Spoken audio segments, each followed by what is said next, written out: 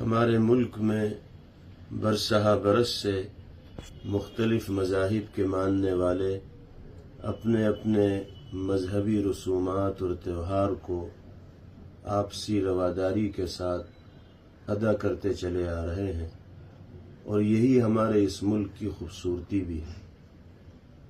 آنے والی 14 مارچ کو جہاں رمضان کے مبارک مہینے کا دوسرا جمعہ ہے، وہیں برادران وطن کے یہاں رنگوں کا تہوار ہولی بھی ہے۔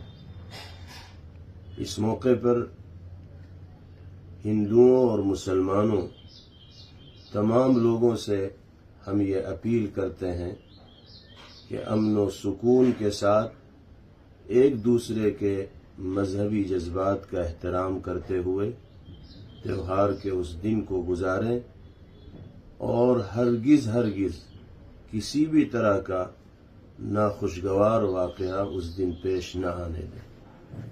مسلمان بھائیوں سے ہماری گزارش ہے کہ اپنے اپنے محلے کی مسجدوں میں نماز جمعہ کی ادائیگی کا اہتمام کریں۔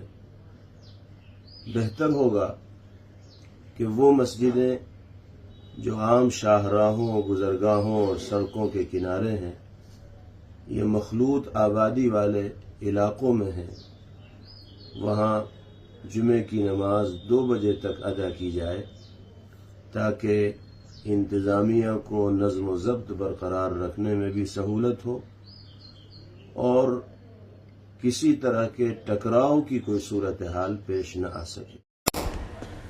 Thanks for watching. Don't forget to like, comment, share and subscribe to Al Wahid channel.